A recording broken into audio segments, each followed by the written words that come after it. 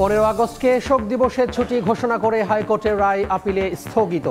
জয় বাংলাকে জাতীয় স্লোগান ঘোষণা বাতিল চায় রাষ্ট্রপক্ষ, শুনানি রোববার। 15 বছরে উন্নয়ন বয়ানের তথ্য উপাত্তে ব্যাপক ঘাটতি পেয়েছে শ্বেতপত্র কমিটি, আনুষ্ঠানিক প্রতিবেদন প্রকাশ। মেগা প্রকল্পে লুটপাট শোধ করতে হবে কয়েক প্রজন্মকে। এবং শর্ত সাপেক্ষে প্রবাসীদের বৈধ হওয়ার সুযোগ দিল সৌদি আরব। 2025 সালের 29 জানুয়ারি পর্যন্ত থাকছে সময়সীমা, নিশ্চিত করল বাংলাদেশ দূতাবাস।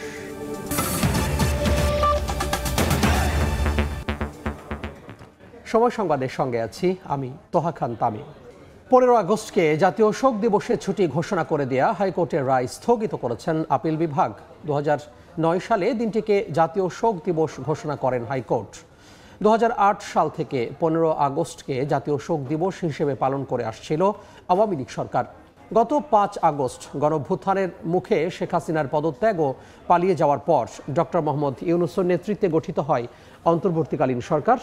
এরপর এবছরের ছুটি বাতিল করে 13 আগস্ট প্রজ্ঞাপন জারি করা হয়। একই সঙ্গে জয় বাংলাকে জাতীয় স্লোগান ঘোষণা করে হাইকোর্টের দেয়া রায় স্থগিত চেয়ে আবেদন করেছে রাষ্ট্রপক্ষ। আগামী রোববার সুপ্রিম কোর্টের আপিল বিভাগে এ বিষয়ে শুনানি হবে।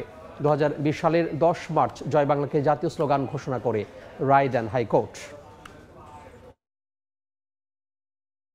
15 আগস্টকে জাতীয় শোক দিবস এবং সরকারি ছুটি ঘোষণা করা হয়েছিল একটি রায়ের মাধ্যমে। তো সরকার পক্ষ মনে করেছে যে এটি সম্পূর্ণভাবে যে সময়কার যে গভর্নমেন্ট থাকবে তাদের এটা একটা পলিটিক্যাল কোয়েশ্চেন। তো সেইটার বিরুদ্ধে আপিল করা হয়েছিল এবং আমাদের আপিলের লিভের শুনানি করে রায়টাকে স্থগিত করে দেওয়া হয়েছে এবং পরবর্তীতে এটা শুনানির জন্য পরবর্তী প্রক্রিয়া আপিলের শুনানি হবে যে আসলে এখানে পলিটিক্যাল কোয়েশ্চেন্স ইনভলভ না, এবং পলিটিক্যাল কোয়েশ্চেনে আমাদের আদালত আসলে হস্তক্ষেপ করতে পারেন কিনা সেটি, যেটি এক্সিকিউটিভ সম্পূর্ণভাবে গভর্নমেন্টের decision, political and policy decision, সেখানে আদালতের হস্তক্ষেপ করার সুযোগ আছে কিনা এই বিষয়ে শুনবেন। 15 বছরে উন্নয়ন বয়ানের তথ্য উপাত্তে ব্যাপক ঘাটতি পেয়েছে শ্বেতপত্র কমিটি। আগারগাঁও পরিকল্পনা মন্ত্রণালয়ে কমিটির সংবাদ সম্মেলন চলছে, আমরা সরাসরি চলে যাব সেখানে।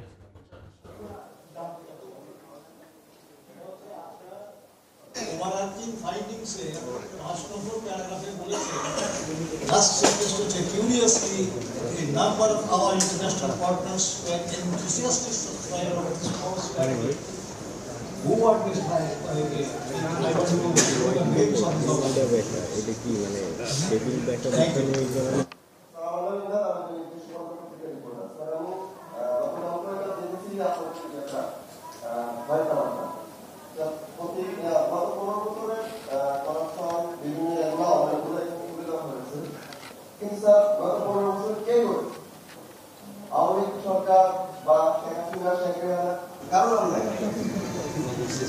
তাদেরকে কি বাঁচানোর কোনো কৌশল অবলম্বন করেছে? 90 দিন ধরে তো বাঁচানোর চেষ্টা করলাম, পারলাম না তো। 90 দিন ধরে তো চেষ্টা করলাম বাঁচানোর জন্য, তারপরে দেখেন কি হলো। হ্যাঁ, আমার প্রশ্ন হচ্ছে যে আপনারা এর আগে বাংলাদেশ মন্ত্রণালয় করেছে কিনা? আপনি এটা পাঁচটা নিয়ে গেছেন, কিন্তু আজকে জাহিদ ভাই বলেছে বাংলাদেশ অলরেডি মন্ত্রণালয় ফাঁদে পড়ে গেছে, তাহলে কে সঠিক? আমি এখন আপনার ফাঁদে পড়ে গেলাম। আপনি বলছেন যে এলডিসির উত্তরণের প্রক্রিয়াটা এখন যথাযথই আছে, আবার আপনারা বলছেন যে প্রায় $14 বিলিয়ন উপরে প্রতি বছর পাচার হয়েছে এডিপির, আপনারা বলছেন 40%, আসলে এটা 60%-এর উপরে এটা লস হয়েছে। তারপরেও আমাদের গ্রোথের যে প্যাটার্ন সেটা ঠিক থাকে কেমন করে? আমাদের জাতীয় আয় কিভাবে সেই জায়গায় থাকে?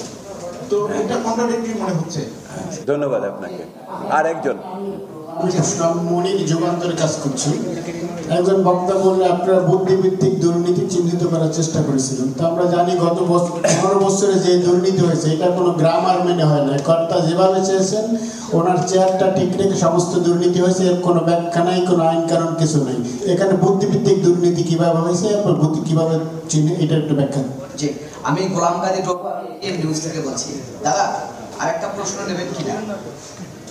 হ্যাঁ বলুন। যে আমার প্রশ্নটি হচ্ছে যে আপনি একটি কথা বলছিলেন যে যে চামচা পুঁজিবাদ থেকে দেশ এখন চোরতন্ত্রে গেছে এবং এই চোরতন্ত্রের সহযোগী হয়েছে আমলারা, রাজনীতিবিদ এবং ব্যবসায়ী। তো আমাদের মধ্যে তো একটা প্রথাগত ধারণা কিংবা বদ্ধ এবং নীরবে আমরাও তার অংশ হয়েছি।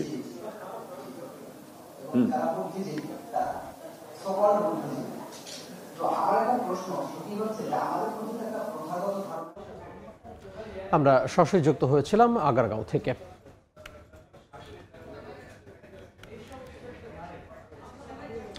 হাসিনা সরকার রাজনৈতিক অভিলাষ পূরণ করতে তথ্যপাত্রকে নিজের মতো করে ব্যবহার করে একটি উন্নয়ন আখ্যান তৈরি করেছিল, যেখানে মেগা প্রকল্প বাস্তবায়নের নামে বিপুল বিদেশি ঋণের বোঝা চাপানো হয়েছে। সকালে রাজধানীর আগারগাঁওয়ে আনুষ্ঠানিকভাবে প্রতিবেদন প্রকাশ অনুষ্ঠানে এসব কথা জানায় শ্বেতপত্র কমিটি।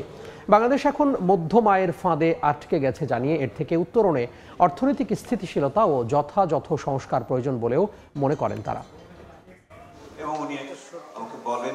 গেল 15 বছর কিভাবে লুটপাট করা হয়েছে দেশের অর্থনীতি তা আনুষ্ঠানিকভাবে তুলে ধরতে সকালে রাজধানীর আগারগাঁওয়ে পরিকল্পনা কমিশনে সংবাদ সম্মেলনের আয়োজন করে অর্থনীতির শ্বেতপত্র প্রণয়ন কমিটি। জনগণকে জানানো হয় মেগা প্রকল্প বাস্তবায়নের আড়ালে দুর্নীতি করে পরবর্তী প্রজন্মের ঘাড়ে চাপানো হয়েছে বিশাল অঙ্কের ঋণের বোঝা। দুর্নীতির গভীরতা নিয়ে আরও বিশদ গবেষণা করা দরকার বলে মনে করেন কমিটির সদস্যরা। এ সময় কমিটি প্রধান জানান, রাজনীতিবিদ ও আমলাতন্ত্র মিলেমিশে হাসিনা সরকারের আমলে তৈরি করেছিল চোরতন্ত্র। নিজস্ব জ্বালানি উৎপাদন প্রচেষ্টা বাদ দিয়ে এলএনজি আমদানির মাধ্যমে দুর্নীতির পথ সুগম করা হয়েছে বলেও জানিয়েছে শ্বেতপত্র প্রণয়ন কমিটি। কামরুল হাসান সবুজ, সময় সংবাদ, ঢাকা। আগারগাঁওয়ে চলছে 14তম নির্বাচন কমিশনের প্রথম সভা। এই মুহূর্তে সেখানে আছেন রিপোর্টার ফারজানা আক্তার। আমরা সরাসরি যুক্ত হব তার সঙ্গে। ফারজানা, 14তম নির্বাচন কমিশন অর্থাৎ নাসির উদ্দিন কমিশনের প্রথম নির্বাচন কমিশন সভা আজ এবং বেলা 11টায় নির্বাচন ভবনে এই সভাটি শুরু হয়েছে, এখনও চলছে। এবং আমরা এখন পর্যন্ত যতটুকু জানতে পেরেছি, সভার মূল আলোচ্য বিষয়গুলো হচ্ছে নির্বাচন কমিশনের যে কাজগুলো রয়েছে, যা দায়িত্বগুলো রয়েছে, সেগুলো পরিচালনার জন্য 4টি কমিটি গঠন করা হবে এবং সেই 4টি কমিটি প্রধান হবেন 4 জন নির্বাচন কমিশনার, যাদের অধীনেই আসলে কাজগুলো ভাগ করে দেওয়া হবে যাতে সুষ্ঠুভাবে কাজগুলো করা যায়।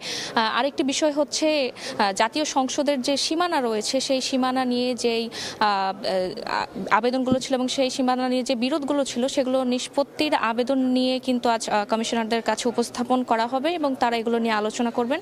এবং তৃতীয় যে বিষয়টি আমরা জানতে পেরেছি, সেটি হচ্ছে ভোটার তালিকা হালনাগাদের বিষয়ে আলোচনা হবে। আপনারা জানেন যে একটি নির্বাচন আয়োজন করার আগে কিন্তু ভোটার তালিকা হালনাগাদ করা এবং সীমানা নির্ধারণ করা গুরুত্বপূর্ণ বিষয় এবং কমিশনের প্রথম সভায় আজ এগুলোই আলোচনা হবে। এবং আমরা জানি যে নিয়ম অনুযায়ী জানুয়ারি মাসে বাড়ি বাড়ি গিয়ে ভোটার তালিকা হালনাগাদ করা হয় এবং সেই তথ্য নেওয়ার পর তথ্য যাচাই বাছাই করা হয় এবং এরপর দাবি দাওয়া নিষ্পত্তির পর 2রা মার্চ আসলে চূড়ান্ত ভোটার তালিকা প্রকাশ করা হয়। তো এবার আমাদের এর আগে নির্বাচন কমিশন থেকে যেমনটি জানানো হয়েছিল যে জানুয়ারিতে গিয়ে ভোটার তালিকা হালনাগাদ করা হবে, এখন নতুন কমিশন দায়িত্ব নিয়েছেন। তারা আসলে কি পরিকল্পনা করছেন, তারা সেই আগের নিয়মেই কি ভোটার তালিকা হালনাগাদ করবেন নাকি অন্য কিছু ভাবছেন, সেটি নিয়ে আলোচনা হচ্ছে। তারা সেই সভা শেষে আমরা আসলে বিস্তারিত জানবো। এবং আমরা কিছুদিন আগে নির্বাচন কমিশনারদের সাথে কথা বলেছিলাম, তারা যেমনটি বলছেন যে তারা আসলে এখন নতুন দায়িত্ব গ্রহণ করেছেন, তারা এই সময়টাতে তাদের দায়িত্ব বুঝে নিচ্ছেন আসলে কার কি দায়িত্ব। এবং যেহেতু নির্বাচন কমিশনার হিসেবে তারা প্রথম এখানে কাজ শুরু করেছেন, তো সভায় আসলে কি নিয়ে আলোচনা হচ্ছে বিস্তারিত বিষয়গুলো আমরা সভা শেষ হওয়ার পর বলতে পারবো। তো এই ছিল নির্বাচন কমিশন থেকে আমার কাছে সব শেষ। সহকর্মী ফারজানা আক্তার যুক্ত হয়েছিলেন আগারগাঁও নির্বাচন কমিশন সচিবালয় থেকে। জনগণের সেবা করার সুযোগ পেলে মালিক নয়, সেবক হিসেবে কাজ করার কথা জানিয়েছেন জামাতের আমির ডক্টর শফিকুর রহমান। সকালে ঝালকাঠি শহরের পূর্ব চাঁদকাঠি এলাকায় জেলা জামাত আয়োজিত মতবিনিময় সভার প্রধান অতিথির বক্তব্যে কথা বলেন তিনি।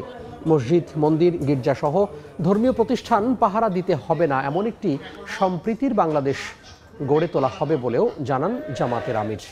মিলেমিশে আমাদের সুন্দর বাগানে আমরা থাকবো, ফুটতে থাকবে বাংলাদেশ, জ্বলতে থাকবে বাংলাদেশ। আমরা ধৈর্য ধরেছি, অতীতে ধৈর্য ধরবো। যদি কোনোদিন জনগণের খেদমত করার সুযোগ পাই, তাহলে সেবক হিসাবে কাজ করবো, মালিক হিসাবে নয়।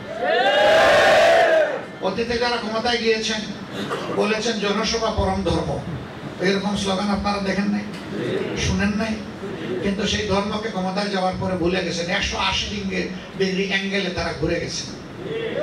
তারা জনগণের সেবক হওয়ার কথা ছিল, তারা মালিক জমিদার হয়ে বসেছেন আর জনগণকে তারা তাদের ভাড়াটিয়া মনে করেছেন।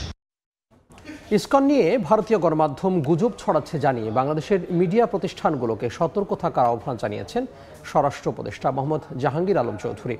মামলা বাণিজ্যকারীদের বিরুদ্ধে ব্যবস্থা নেওয়া হবে বলেও জানান তিনি। সকালে রংপুরে শহীদ আবু সাঈদের কবর জিয়ারত শেষে সাংবাদিকদের একথা বলেন তিনি। এখানে কোনো অস্থিতিশীল পরিস্থিতি তৈরি হয় নাই। পার্শ্ববর্তী দেশের মিডিয়া আমগো সম্বন্ধে অনেক মিথ্যা প্রচার করে, যেটা একমাত্র আপনারাই এটা করতে পারেন, কাউন্টার করতে পারেন, যেহেতু আপনারা সত্যি ঘটনা প্রকাশ করে এদের এই মিথ্যা প্রচারটাকে আপনারা মিথ্যাটাকে বন্ধ করে দিতে পারেন। আমি আপনাদের কাছে অনুরোধ করব, আমাদের দেশের সাংবাদিকরা কিন্তু সত্যি ঘটনাই বলে, এবং আপনারা সত্যি ঘটনা প্রকাশ করেন, এবং ওদের যারা আপনি এই যে মিথ্যা ঘটনা রটাচ্ছে তাদের মুখে সে সময় চুলকালি পড়বে। ধারাও মামলার ক্ষেত্রে যারা মিথ্যা মামলা দিচ্ছে আমরা তাদেরও আইনে আওতায় আনবো, এবং এই মিথ্যা মামলা দিয়ে যেন কাউকে শাস্তিতে ভোগ করতে না হয় এই ব্যবস্থা আমরা নিচ্ছি।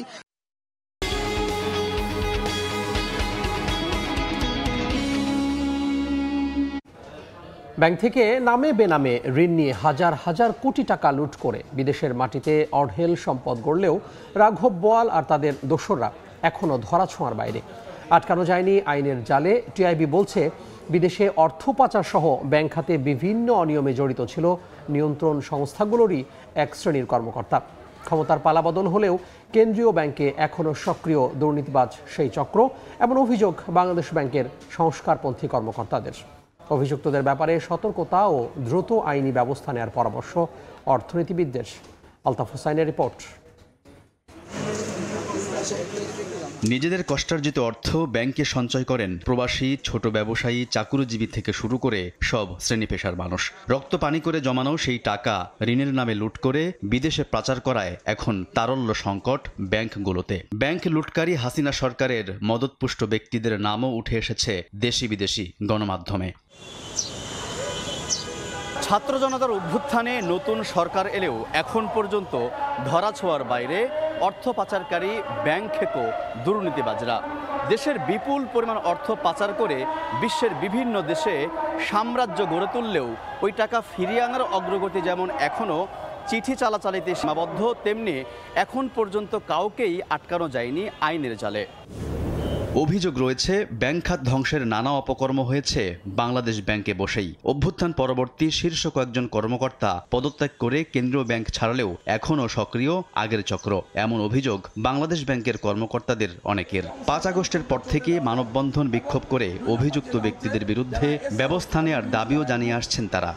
তাদেরকে যারা সহায়তা করেছে তাদেরকে তদন্ত করে তাদেরকে আইডেন্টিফাই করতে হবে। এ বিষয়ে কথা বলতে কেন্দ্রীয় ব্যাংকের গভর্নরের সঙ্গে যোগাযোগ করার চেষ্টা করা হলেও তাকে পাওয়া যায়নি। মুখপাত্রও কোনো বক্তব্য দিতে রাজি হননি। টিআইবি মনে করে অর্থ পাচার সহ ব্যাংক খাতে বিভিন্ন অনিয়মে সহায়তা করেছেন এসব অনিয়ম প্রতিরোধের দায়িত্বে থাকা কর্মকর্তাদেরই কেউ কেউ। বিশেষ করে আমদানি রপ্তানির ক্ষেত্রে যে অর্থ পাচার হয় এই ধরনের খাতগুলো যারা যে সমস্ত প্রতিষ্ঠানগুলো যেমন বাংলাদেশ ব্যাংক, বিএফআইও নিজেই কিন্তু ব্যাংক খাতের লুণ্ঠনের জন্য এবং লুণ্ঠনের সাথে জড়িত অর্থ পাচারের জন্য দায়ী। দীর্ঘদিনের অনিয়মের জঞ্জাল সরানো কিছুটা সময় সাপেক্ষ উল্লেখ করে এই অর্থনীতিবিদ মনে করেন অভিযুক্ত কিংবা জড়িতদের বিরুদ্ধে ব্যবস্থা নেওয়ার সময় শেষ হয়ে যায়নি। আইনি ব্যবস্থা গ্রহণ প্রক্রিয়া এটা শক্তিশালী হবে। একটা টাস্ক ফোর্স গঠন করা হয়েছে, তারা কার্যক্রম শুরু করলে আশা করি যে এদের বিরুদ্ধে কি আইনগত ব্যবস্থা গ্রহণ করা যায় সেটা আমাদের কাছে পরিষ্কার হয়ে যাবে। ওয়াশিংটন ভিত্তিক গবেষণা সংস্থা গ্লোবাল ফাইন্যান্সিয়াল ইন্টিগ্রিটি GFI এর প্রতিবেদন অনুযায়ী হাসিনার শাসনামলে দেশ থেকে পাচার হয়েছে 17 লাখ কোটি টাকা। পাচারের 70% হয়েছে ব্যাংক লুট ও বাণিজ্যের আড়ালে জালিয়াতির মাধ্যমে। আলতাফ হোসাইন, সময় সংবাদ, ঢাকা। সমুদ্রে দেখা মিলছে না ইলিশের, এতে সরবরাহ ঘাটতি দেখা দিয়েছে দেশের দ্বিতীয় বৃহত্তম মৎস্য অবতরণ কেন্দ্র বরগুনার পাথরঘাটায়। লাখ লাখ টাকা খরচ করে সাগরে কাঙ্ক্ষিত মাছ না পাওয়ায় হতাশ জেলেরা। এদিকে সরবরাহ ঘাটতিতে কমেছে রাজস্ব আদায়ও। ভোর থেকেই মাছ বিক্রির হাকডাকে সরগরম দেশের দ্বিতীয় বৃহত্তম বরগুনার পাথরঘাটা মৎস্য অবতরণ কেন্দ্র। সাগর থেকে মাছ শিকার করে সরাসরি এখানে বিক্রি করতে আসেন জেলেরা, তবে হতাশার শেষ নেই তাদের।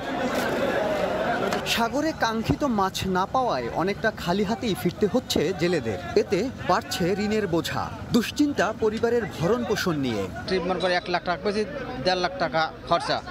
আমরা এবার বাড়ি কোনো টাকা পয়সা নিতে পারি নাই। সাগরে যাই 12-14 দিন তাই মাছ পোনা পাইনি, আইয়ে গায়ে বাজে। সাগরে নামার পরে আসলে যে পরিমাণ মাছ হবার কথা কিন্তু মাছ নেই। পাথরঘাটা মৎস্য অবতরণ কেন্দ্রে প্রতিদিন কয়েক কোটি টাকার মাছ বিক্রি হলেও এখন নেমে এসেছে 40 থেকে 50 লাখে। এতে কমেছে রাজস্ব আদায়। মৎস্য অবতরণ কেন্দ্রে মাছের সরবরাহ কমে যাওয়ায় সরকারি রয়্যালটি টোল আদায়ের ক্ষেত্রেও কমে গেছে। তবে আমার দৃঢ় বিশ্বাস এই সংকট খুব শীঘ্রই কেটে উঠবে। পাথরঘাটা মৎস্য অবতরণ কেন্দ্রে বিক্রি হওয়া মাছের মোট দামের 1% রাজস্ব আদায় করে সরকার। সাইফুল মিরাজ, সময় সংবাদ, বরগুনা। রেলের রানিং স্টাফদের 8 ঘন্টার বেশি কাজ না করার ঘোষণায় বিলম্বে ছাড়ছে ট্রেন। এতে ভোগান্তিতে যাত্রীরা। চলতি ট্রেনের গার্ড, চালক ও টিকিট চেকারদের বলা হয় রানিং স্টাফ। ব্রিটিশ আমল থেকে তাদের জরুরি স্টাফ বিবেচনায় অতিরিক্ত দায়িত্ব পালনের জন্য দেয়া হয় মাইলেজ, যাতে পেয়ে থাকেন বাড়তি অর্থ। কিন্তু 2022 সালের নিয়োগপ্রাপ্তদের ক্ষেত্রে এই সুবিধা তুলে নেয় সরকার। ফলে 8 ঘন্টার বেশি ডিউটি না করার ঘোষণা দিয়েছেন রানিং স্টাফরা। এতে দেরিতে ছাড়ে কিছু ট্রেন। সকাল থেকে কমলাপুর রেলওয়ে স্টেশন থেকে প্রতিটি ট্রেনই ছেড়েছে 2 থেকে 2.5 ঘন্টা দেরিতে। এতে ভোগান্তি বেড়েছে যাত্রীদের। 1-1.5 ঘন্টা হয়ে গেল, এখন কখন আসবে এইটা অনিশ্চয়তার ভিতরে এখন আছি। কখন আসবে আমার জানা নাই। ট্রেন ছিল 8:30-এ, এখন 10টা সম্ভবত ছাড়বে বা 10টার পর। অসুস্থ মানুষ নিয়ে আমরা বসে আছি, অনেক সকাল থেকে আসছি। হ্যাঁ, অনেক ভোগান্তির মধ্যে আর কি। 8:30টায় ছাড়ার কথা ছিল, এখন সম্ভবত 10টায় ছাড়বে, তাও বলতে পারছি না। এতে আমাদের অনেক ভোগান্তি হচ্ছে। 2 ঘন্টার উপর ওয়েট করতেছি, আর কতক্ষণ ওয়েট করতে হবে সেটা জানি না। দেখছেন সময় সংবাদ। সৌদি আরবে অবস্থানরত প্রবাসীদের জন্য সুখবর দিয়েছে দেশটির সরকার। দেশটিতে হুরুপ বা পলাতক কর্মীর তালিকায় অন্তর্ভুক্ত হওয়া প্রবাসীদের বৈধ হওয়ার সুযোগ দেওয়া হয়েছে।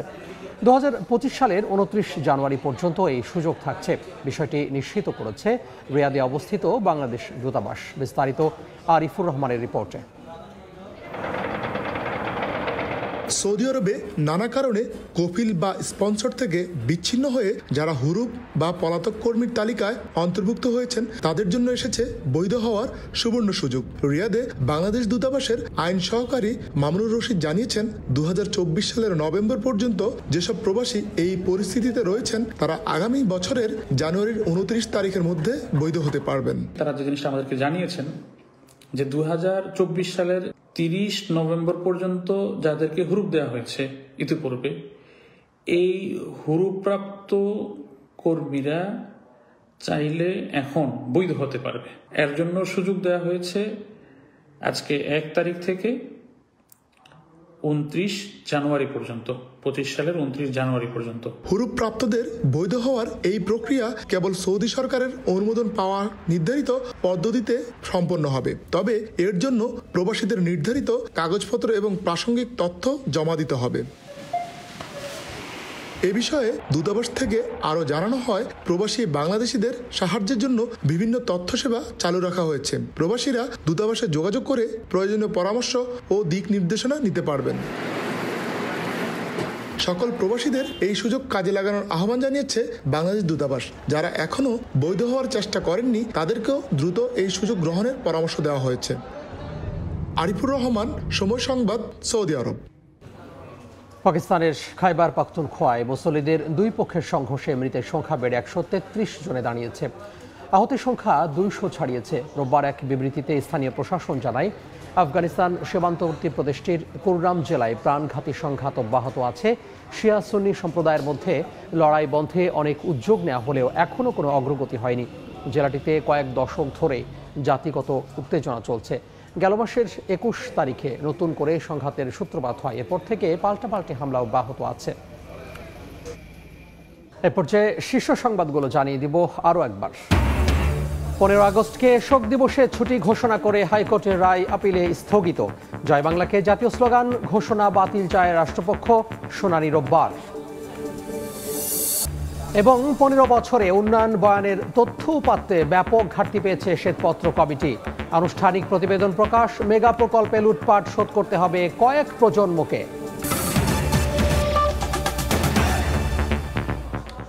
এই ছিল সময় সংবাদে, সঙ্গে থাকুন সময়ের।